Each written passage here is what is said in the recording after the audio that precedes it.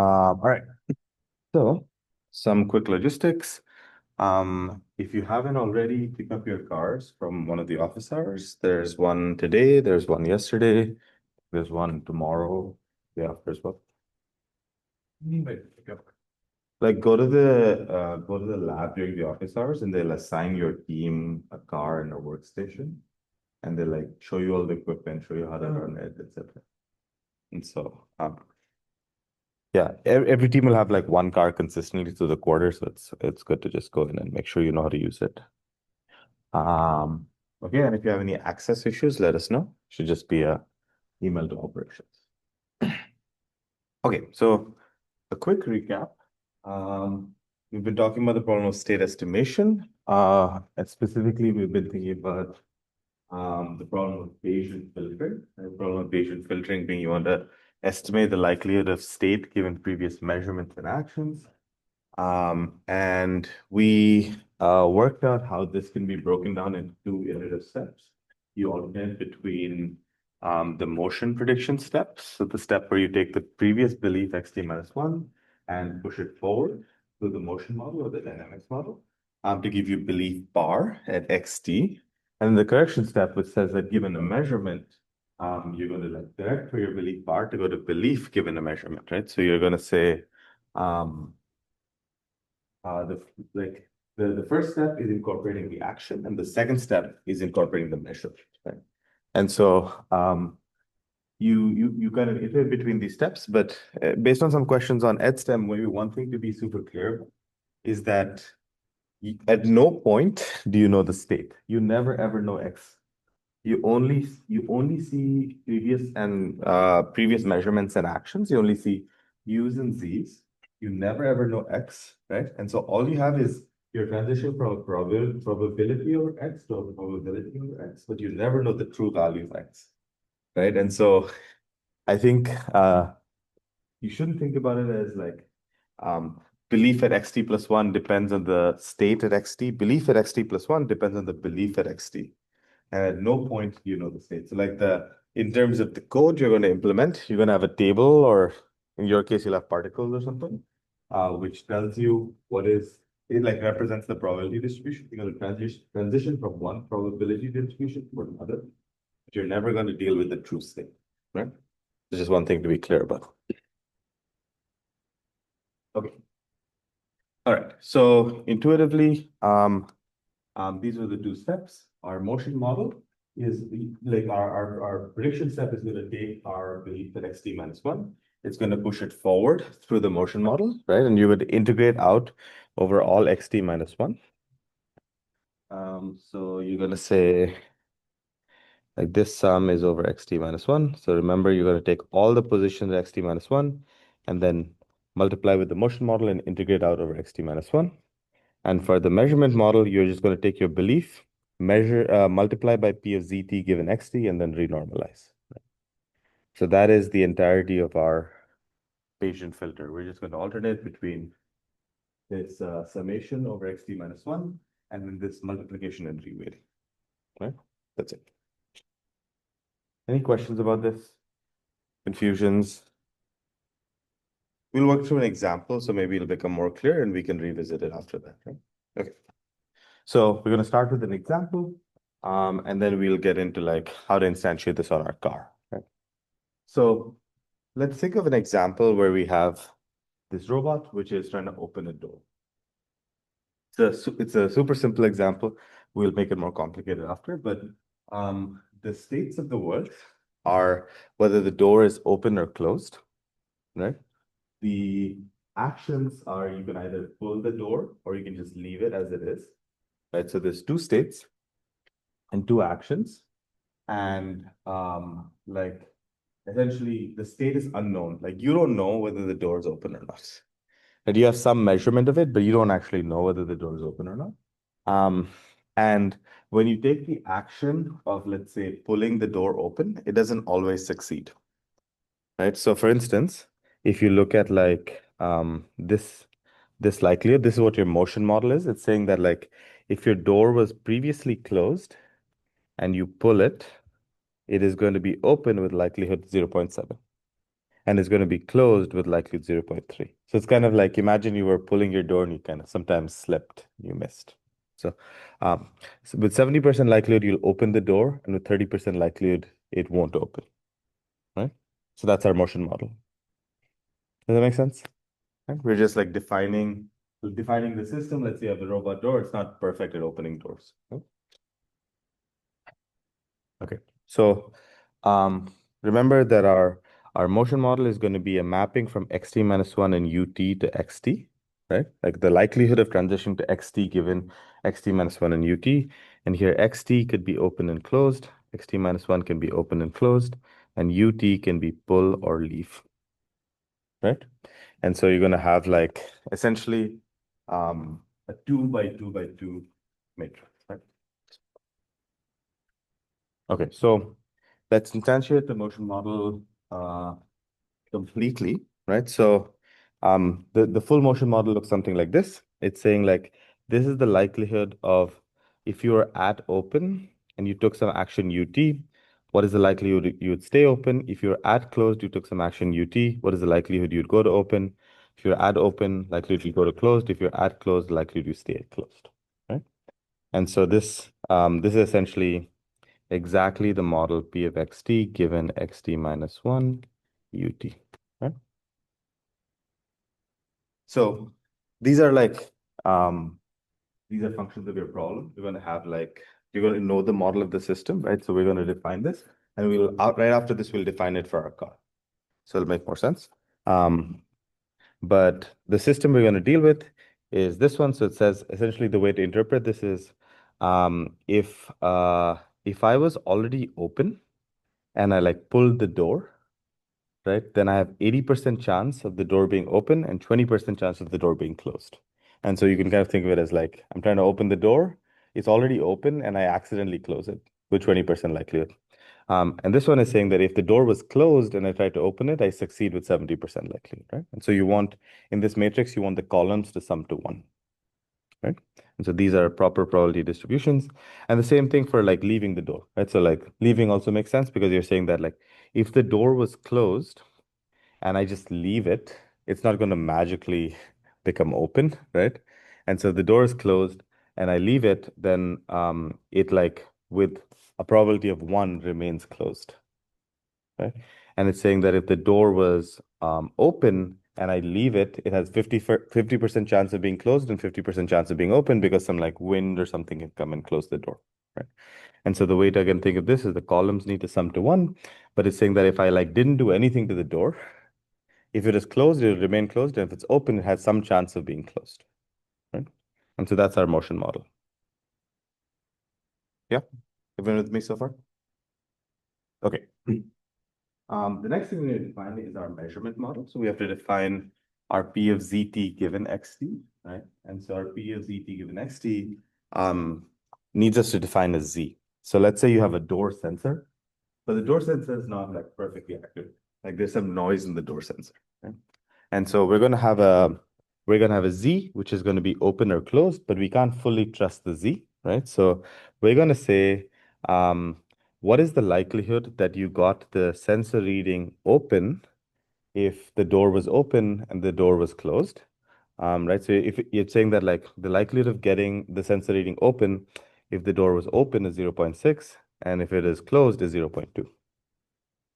Right? And saying the likelihood of getting the sensor reading closed if the door was closed is 0.4, and if the door is open is 0.8.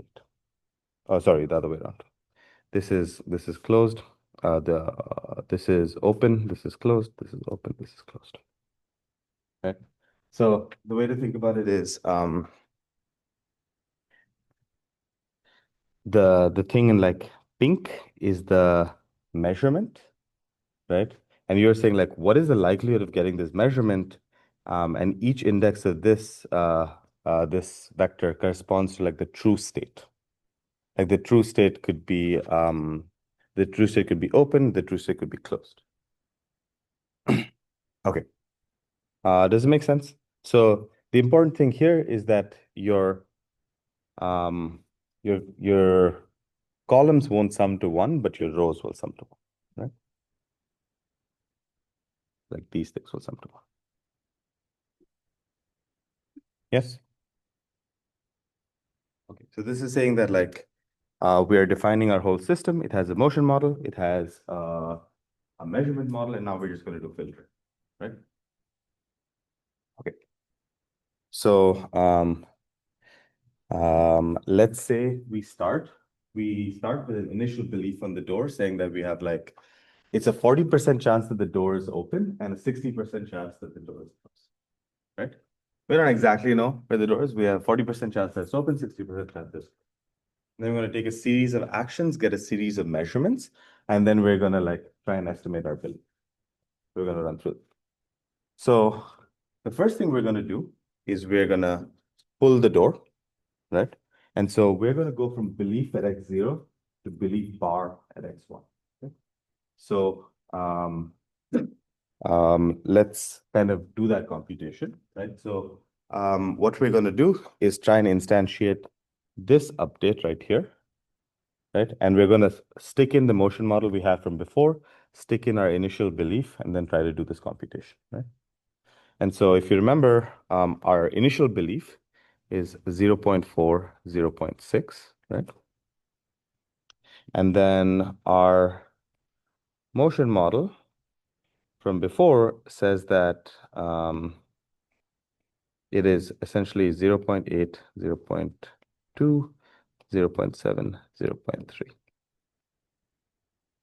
right? So this is saying that like this thing is telling you what's the likelihood of transitioning from one X and U to the next X. This thing is telling you what our current belief is, right? And we're going to try and multiply those in order to get our belief bar, right? So essentially you could represent this by matrix multiply, but if you find it more intuitive, you could also like compute it by hand, right?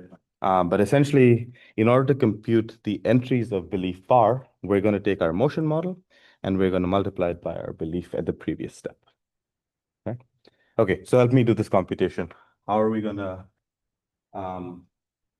yeah, I guess it's already worked out, but let's try and work through it in more detail, right? So if we try to derive the elements of belief bar, right, you can say it's going to be 0.8 into 0.4 plus 0.7 into 0.6, right?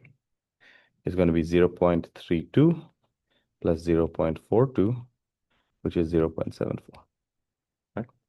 But like, let's try to intuit what's actually happening here. It's saying that like, if you are at state X, if you are at state open, right? And you took this action of pulling, then the likelihood of staying at open is 0.8. Right? So it's saying that like you were at state open with 0.4. If you are at open and you took pull, the likelihood of staying at open is 0.8. So you multiply 0.8 times 0.4, right? And then it's saying you were at state closed with likelihood 0.6. And if you're at closed, the likelihood of transitioning to open is 0.7. And so you're going to take 0.8 times 0.4 plus 0.7 times 0.6. So this is saying, what is the likelihood of transitioning to open? And this is saying how much should I weight that? Because that's how likely I was in the like previous belief, right? And so the way to compute 0.74 is by saying, this is my likelihood as it stayed open. If I was at open, I transitioned to open with 0.8. This is the likelihood as it stayed closed. If I was at state closed, I transitioned to open with likelihood 0.7, right? And so I multiply and add. Does that make sense? So like you can kind of think of this is the percentage of contribution that comes from this state. This is the percentage contribution that comes from this state. Right?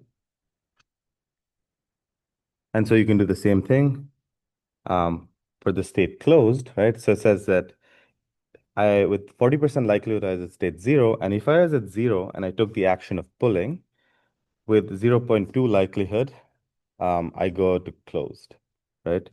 So that's 0.4 times 0.2 plus, if I was at state closed and I take the action pull with 0.3 likelihood, I go to closed, right? So I do 0.3 times 0.6. So I get 0.08 plus 0.18, which is 0.26, right? And so if I want to compute my belief at the next step, or belief bar rather, I'm going to take my belief at the previous step multiplied by the motion one. Okay? This gives me a belief at the next step. And let's think about this intuitively. This kind of makes sense, right? Because it says that the 40% chance of being open and 60% chance of being closed. And then I pull the door. Now, if I pull the door, it's more likely than not to open, right? And so like the likelihood of the door being open has increased, as you'd expect, right? And so that's why if you look at like open is 40% to start, and now it's at 74%. And so you've like increased the likelihood of the door being open, but because it's not like if you choose to pull the door, it magically opens, right?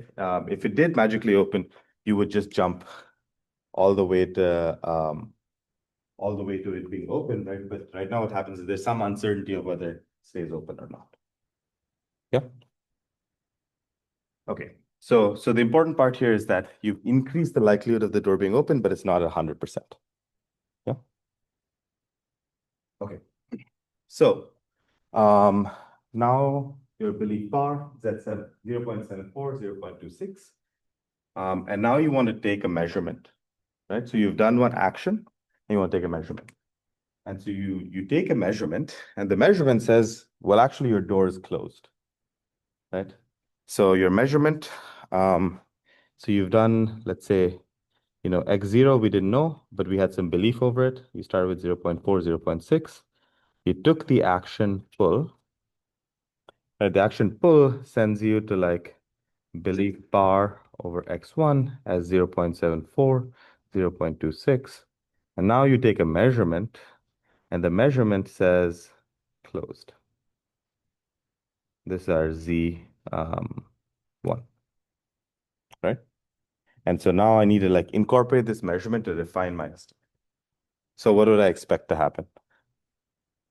Like I thought I was open with 75% or 74%, but now like my sensor told me that I'm closed. So what should happen? Like what should happen to my belief? Second element should go up. Second. That's right. So like it should get closer to 50-50, right? Or get like the close should go up and the open should come down. So the way we're going to actually compute that is we're going to take our current belief bar.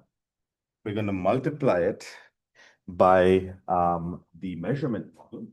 So we're going to multiply it by, okay, well, if you were actually open, what is the likelihood you would have gotten the measurement closed? And if you were actually closed, what is the likelihood you would have gotten the measurement closed? And then you're going to renormalize it, right? And so if we work through the arithmetic here, you're going to take your 0.74, and you're going to say that if you were actually open, the likelihood of getting the sensor reading closed is only 0.4. And if you're actually closed, the likelihood of getting the sensor reading closed is 0.8, right?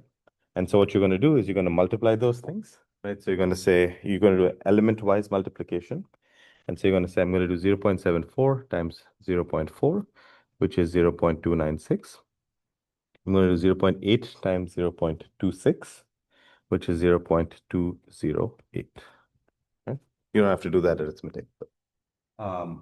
But the point here is that you're going to take like, it's a little different than the previous one in that you're going to like element-wise multiply every element in your belief by how likely it was that you get that measurement that you got when you were at that particular state, right?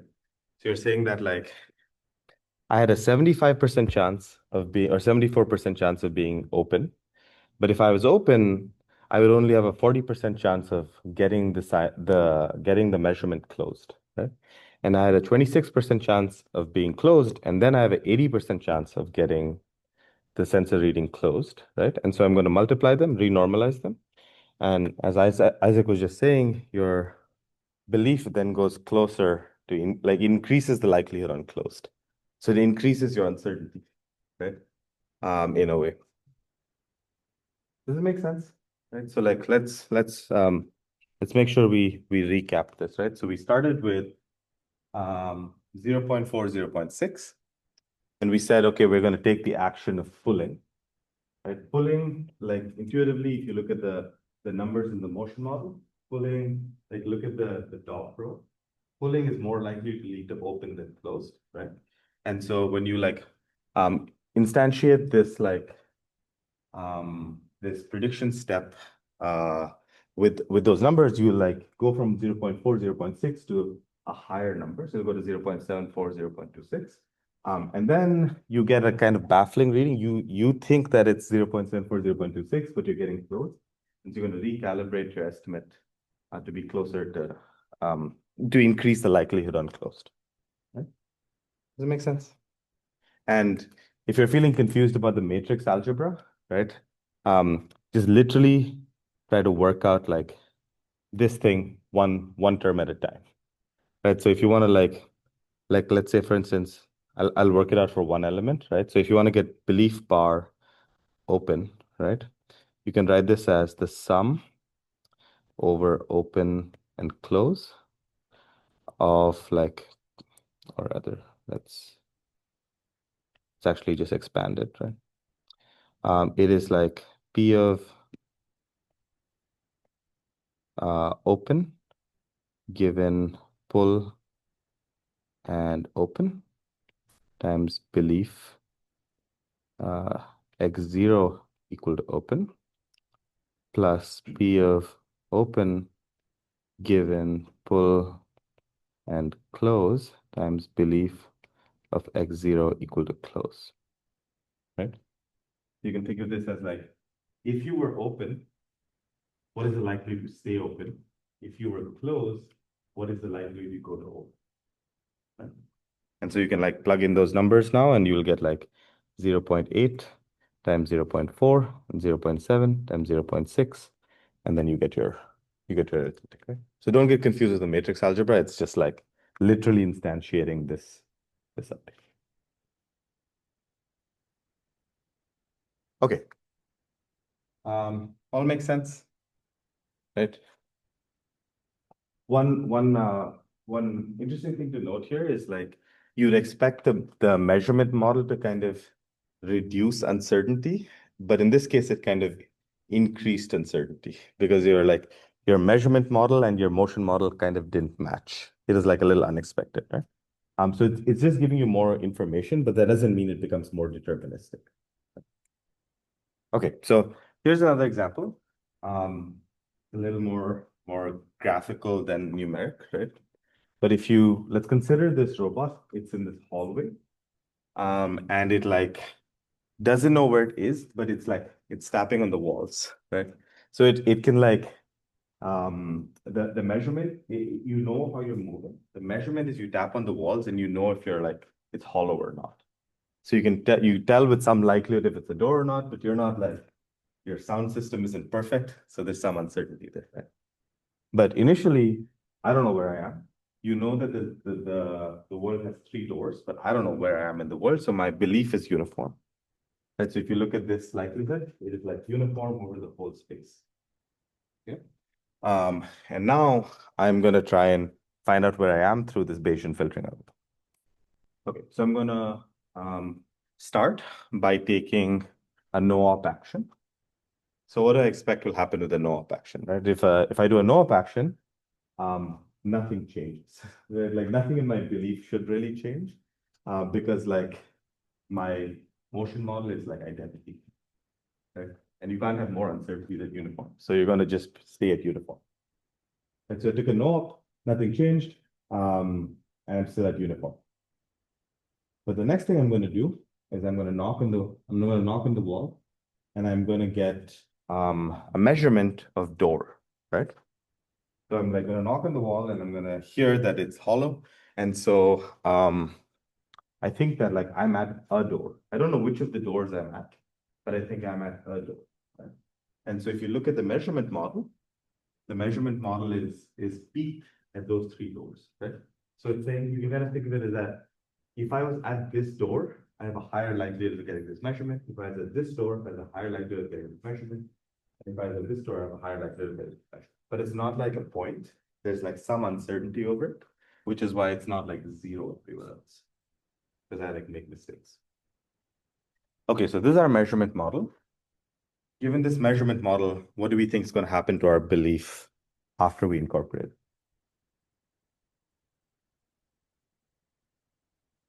Yeah. Like there. You said those- Yeah, exactly. So we were previously uniform, and now we're going to try and increase our belief towards those points, right? And so our belief is going to look basically just like our measurement. So you got this measurement, you're uniform. Now you have a closer belief. So you've already done some localization. You don't know exactly where you are, but you know that I'm probably not here or here or here. I'm probably here, here. Okay, so the next thing we're going to do is we're going to take another step, right? And now we're going to move to the right. If we're going to move to the right, what's going to happen to our belief is we're going to like, essentially, if you look at the belief at the previous step, you move all of your peaks to the right, because your motion model says that if you move to the right, if you take the action of moving to the right, you're probably going to move to the right. And so you can see that the belief essentially moves over to the right from previously, but the peaks are a little less high, right? So if you look at like the difference, these are like a little more peaky, and these ones are a little more shallow, right? And the way to think about that is there's some uncertainty in your motion model. So if I took an action, it doesn't perfectly move one step to the right. They like dissipate some uncertainty in other places, right? And so this is where I thought I was. Then I took an action to the right, and now this is where I think I am, right? So the next thing I'm going to do after I'm here is I'm going to take another measurement, right? Um, so my next measurement says door again, right? So my belief so far is that I was either here, here, or here, right? Mostly. And then I'm going to get a measurement. The measurement's going to say, well, you're at a door, right? And so now if I have this as my measurement model, this is my belief bar, what is my belief going to look like?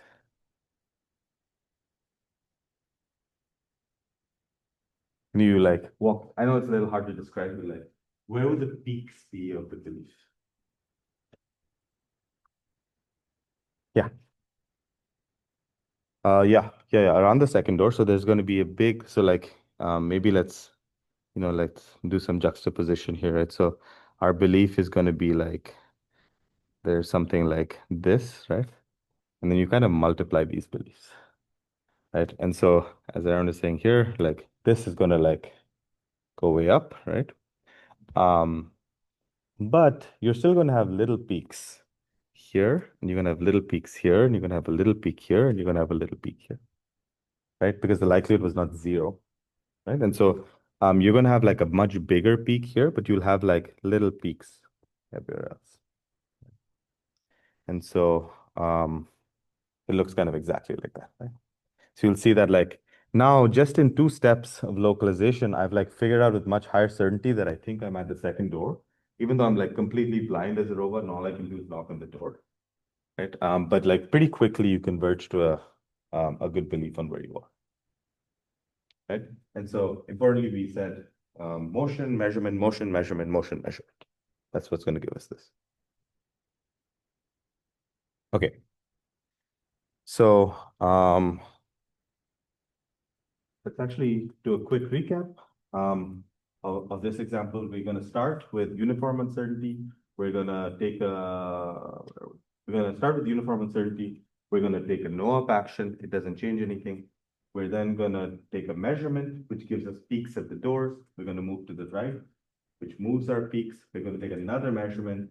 That second measurement is unique to the second door, so it's going to increase the likelihood on the second door.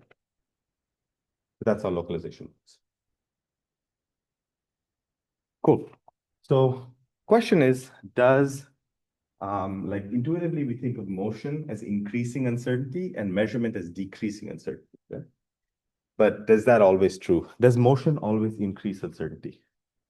Are there examples where motion can decrease uncertainty?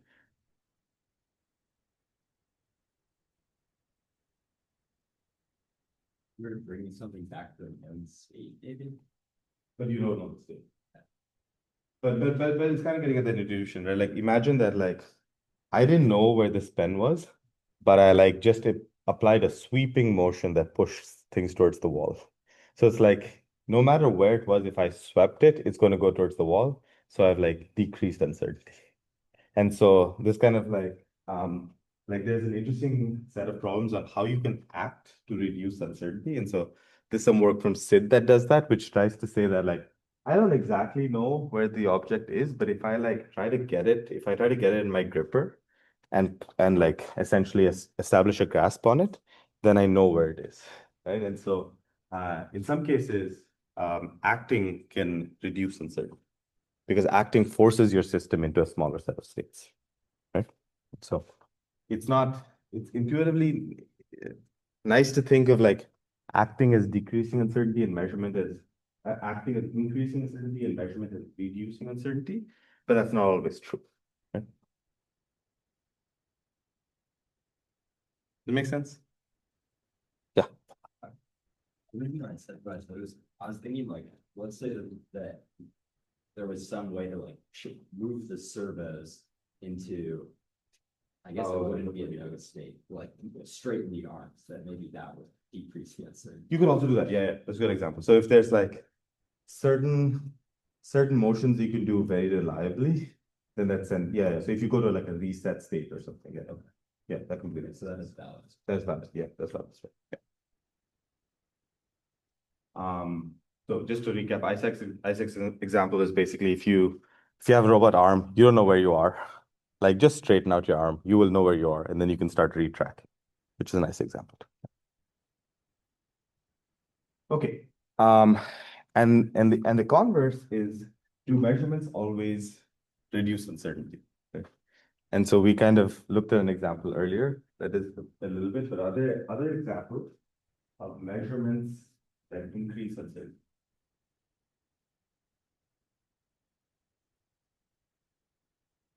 So I'm a robot. I've moved. I have some level of uncertainty. I take a measurement. Is there ever a chance where I will increase uncertainty? Something that disagrees what you just measured. Something that disagrees with what you just measured, right? So an example that I find compelling is like this pocket example. Like you think that I like strongly believe that my keys are in my pocket. And I like feel in my pocket and my keys are not in my pocket. And I'm like, oh fuck, they could be anywhere. You know? And so you've like you almost have to search over everything now because your measurement strongly disagrees with your belief. Right. And so in those cases, you will increase uncertainty, but that's kind of what you want. Right. The whole point of being probabilistic is that you don't want to be like overly confident in the wrong thing. Right. Okay. Everyone with me so far? Yeah. Cool. All right. So that is the problem of Bayesian filtering. So you can kind of write it as a combined rule, look something like this. If you ever want to get belief at xt from belief at xt minus 1, you first have the motion update, right? Which is basically take belief at xt minus 1, multiply it by the motion model and integrate or sum, right? And then you have the measurement update, which is saying weight every term by the likelihood of the measurement and then renormalize, right? So the two steps are multiply by the motion model and integrate, multiply by the measurement model and renormalize. Okay? Now, this is easy in discrete space, but this gets really hard in continuous space for two reasons here, right? Like it's basically this integral is hard to compute in closed form for every type of probability distribution. And this thingy is a 1 over integral. And in machine learning and probability, like you never want to deal with 1 over integrals in life. It's hard to estimate with samples. It's hard to get an unbiased estimator. And so like a lot of the things we're going to think about in this quarter are just like, how do we deal with this thing in continuous space? Continuous high dimensional space, right? That's what's going to make it hard. Like, how are we going to deal with these like integrals and 1 over integrals, right? There's lots of different ways to do it. We're going to think about two different cases. One of them is going to be when belief is Gaussian. Um, And the second is going to be when belief is like particles. So you represent belief as a set of particles. Okay. And so we'll cover those two cases. Okay. Make sense? And the way it's going to map into your homework is that in the localization homework, you're going to essentially implement a Bayesian filter. You're going to implement it with a particle filter, but it's going to say like, I don't know exactly where I am in the room, but through the process of driving around and taking measurements, I should very quickly figure out where I am by this process of Bayesian filtering with the LiDAR, right? Okay, so that's an example of Bayesian filtering. But we care about getting it on our car, right? And so we care about how do we instantiate this for the car. And so we need to do a little more specific instantiation of these abstract models in the context of our car. So in the context of our car, let's start by thinking about the motion model, and then we will go to the measurement model, right? So the motion model is going to have to do with the physics of the car. And the measurement model is going to have to do with how LiDAR works, right? So we're going to start with how do cars move? And like cars are not like, they can't teleport sideways. Like they follow certain physics, right? So um we're gonna write out the physics of the car, and then we're going to think about how LiDAR works. So first and foremost, we're going to think about the motion model. So our goal in the next 10 minutes is going to be to try and define this particular model, right? We have xt given xt minus 1 and ut. Okay. So, there's lots of ways to do this. You can, of course, be like an F1 engineer and model an extremely complicated model of how exactly drag force works and wheel slippage works and, aerodynamics works for lift and so on. And that can give you a really accurate model, which is great.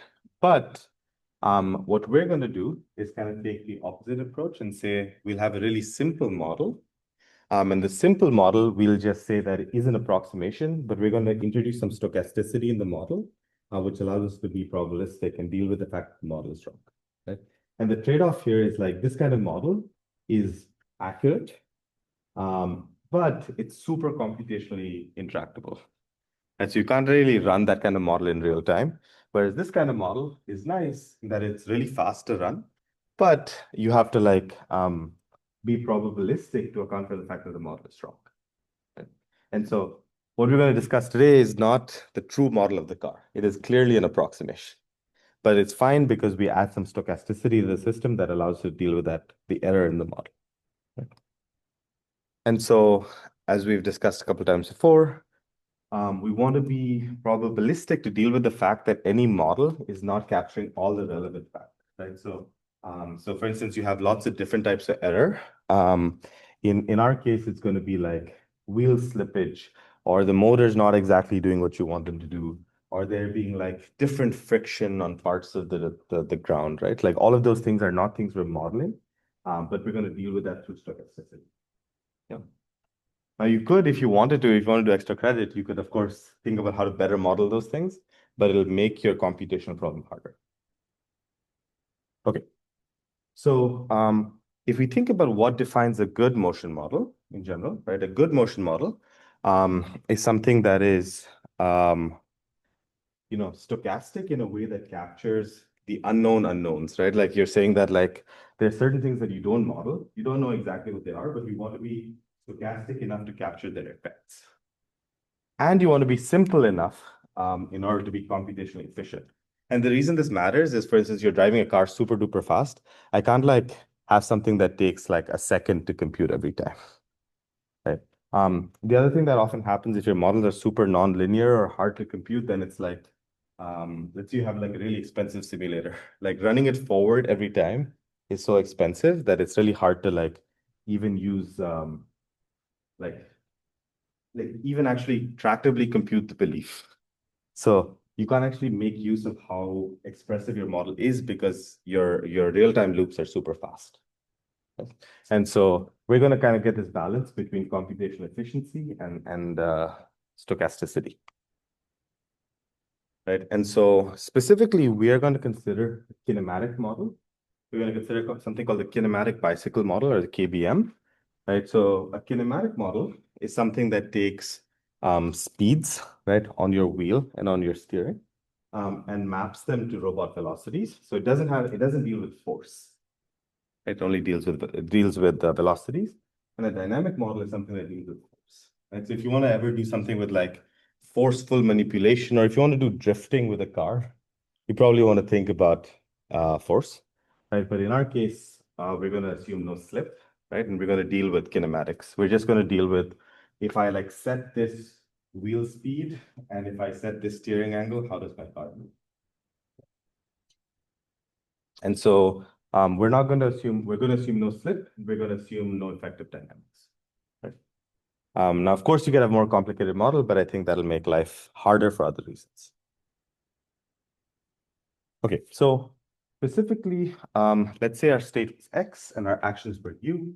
We are going to try and compute X dot, which is like the derivative of X with respect to time.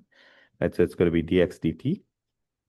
And we're going to compute dx dt, and then we're going to like integrate dx dt to get the next state. Right? And so in our case, in the car, X is going to be your X coordinate, your Y coordinate, and your heading. And so it's a car. It can like rotate in space, right? So it's going to be X, Y, and the direction you're pointing.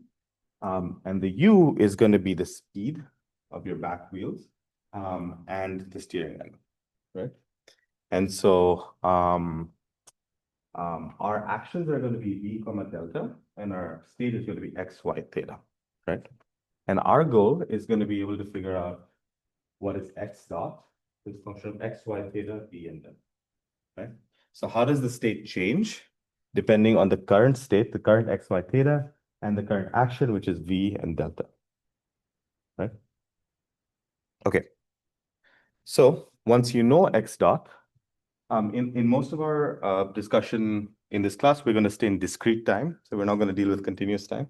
So what we're going to do is once you have dx dt, you are just going to like integrate dx dt over some small time interval to give you the next state, right? So we're not going to worry about dealing in like continuous time. We're just going to like integrate to get discrete time. And if you like, essentially it depends on like how small intervals you integrate over, how accurate your model is.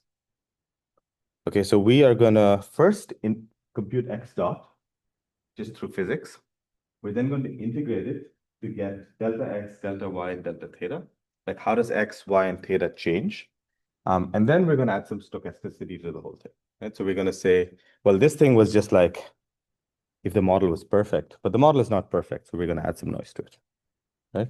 And so the way you get your motion model is you go right on physics, you integrate physics to get the next X, Y, theta, and then you add some noise to it. Right? So assuming things weren't perfect. Okay.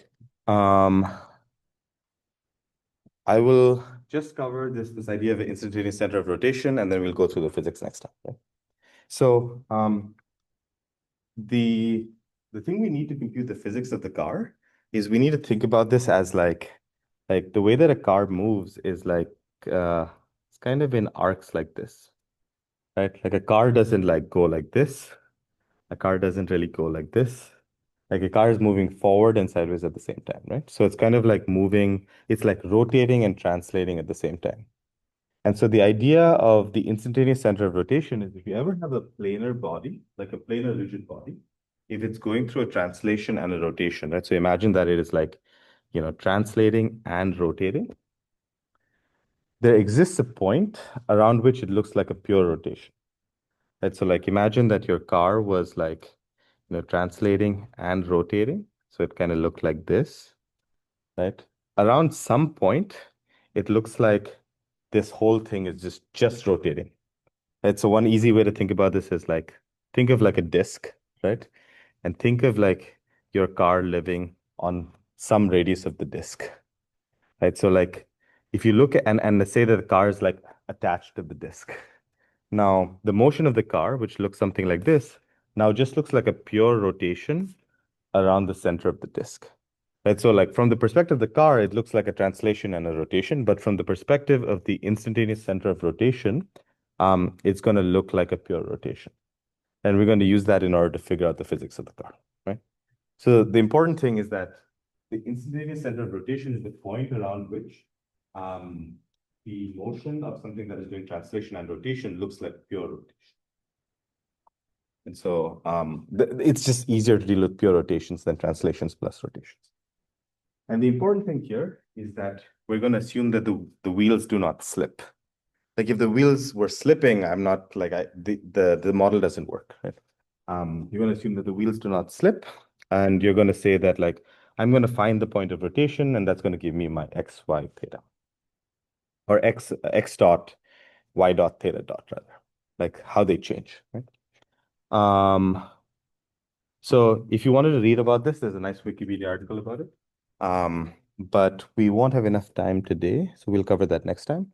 But like a sneak peek here is essentially we're just going to do a bunch of trigonometry to figure out like um, given this car and its current velocity and steering angle, what is going to be the instantaneous center of rotation, and then use the instantaneous center of rotation to say what is the change in x, change in y, change in theta. Okay. That's going to give us our motion model, and then we're just going to implement the motion model on the car to do localization. And like intuitively, the reason this matters is if I didn't know the motion model, then I cannot apply the Bayesian filter. Yeah. Okay. Sounds good. See you all Friday.